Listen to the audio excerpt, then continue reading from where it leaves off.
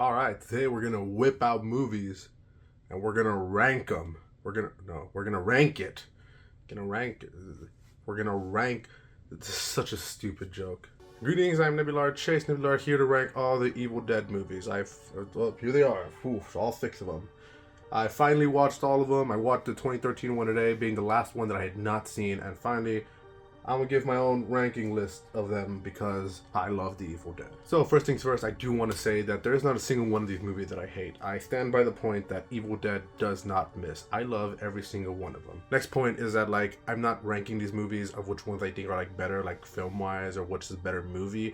I'm just ranking them in Evil Dead sense. So whatever this list is, it's not necessarily where they go is my favorite and not favorite. It's just where I think they land as an Evil Dead movie overall. With that being said, we're going to start off with number 6, which I think is Army of Darkness.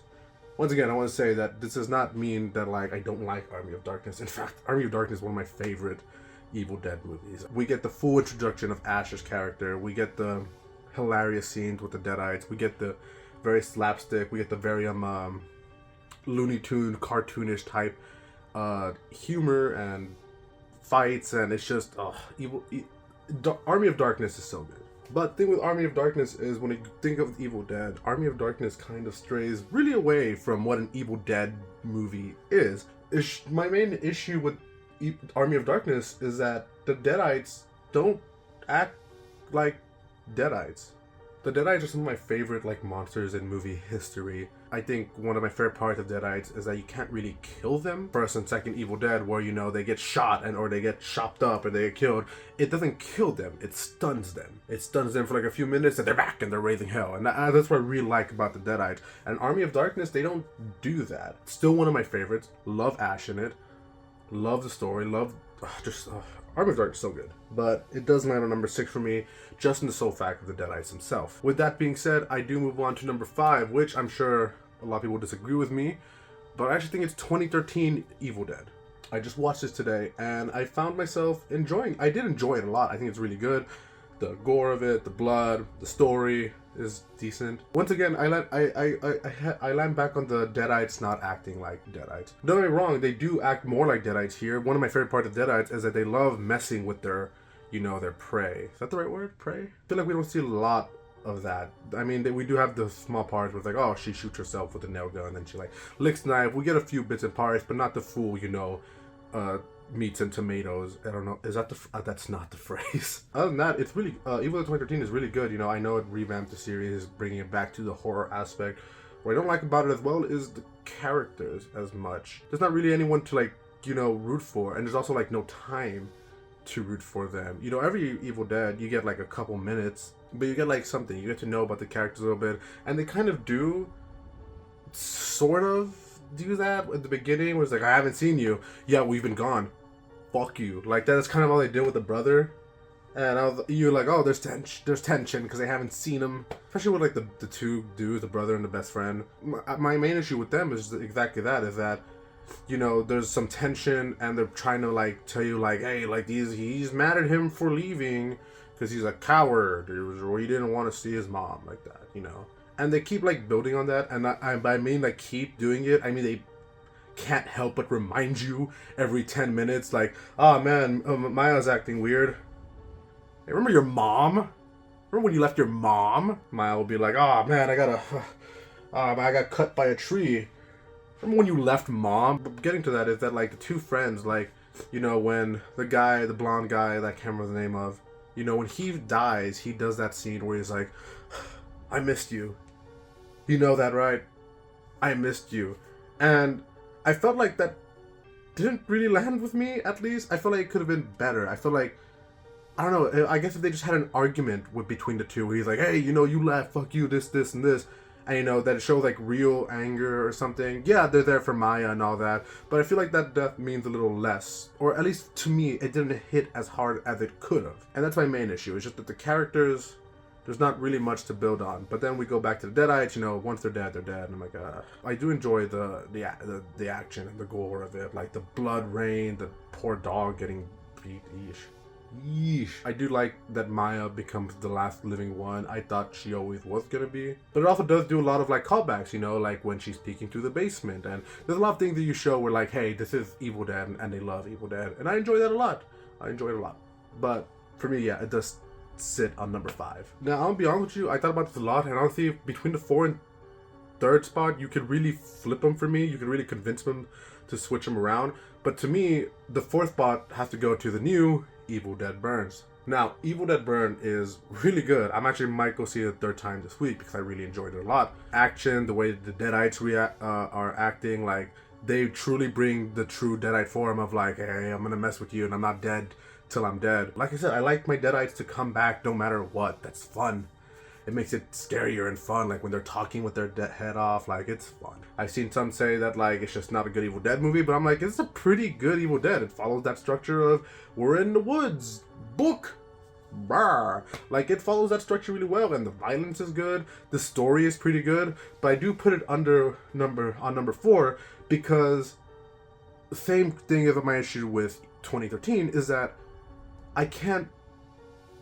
I shouldn't be rooting for Deadites. Now, in 2013, I wasn't rooting for Deadites, but in this one I was. The whole family treats Alice, like, terribly, like, turning a blind eye with when she's being abused, and, you know, what's the brother's name? Joseph, whatever, Jonah, whatever his name is like a coward, and, you know, he won't shoot the dad, but kill his wife. Like, there's just a lot of parts where I'm like, these characters are not good. But I think what's always been fun for me in Evil Dead is that you always feel sort of bad for the people dying. You don't want them to be in the situation because they themselves didn't put themselves in this situation, or, you know, at least they didn't try to. And that's always been like one of the fun tropes to me for Evil Dead, is that like no one should be dying, but they're in a hell and they gotta work through it. And in Evil Dead Burns, that just doesn't hit for me. I don't like the mom. I'm not a fan of the brother. I'm also not a big fan, another point, of the big CGI fight. Like, I just don't get it. I mean, I do in the aspect of, like, she needed that full circle moment of, I'm getting revenge, this is my redemption. Fuck you, Will. And I get that. I'm just not a fan of the CGI ending. It didn't need to be there. I get that Will had to be there because the story-wise. I'm just not a fan of the way it was done. I thought her leaving the house was perfect. I think that was fine. I think if they had added Will somehow into the house, I would have been a little happier. That does go on to my number 3 spot, and I don't know if this is controversial or not. Maybe it is.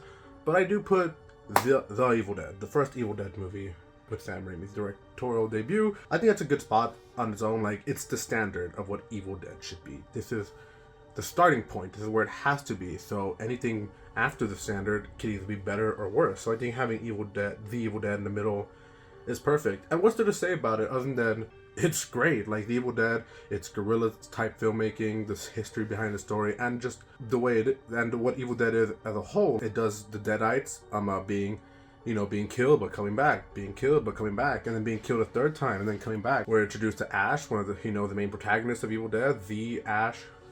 It hits all the gore, and you gotta love the clay animation, like Deadites, and the way they burn and die. Like, there's just so much to love about the first Evil Dead. Whether you enjoy film and like seeing how films get made and like what the process that it is and the way, and then the story of it, and then just it as a movie as a whole. I don't even know what to say. But yeah, no, I stand by that.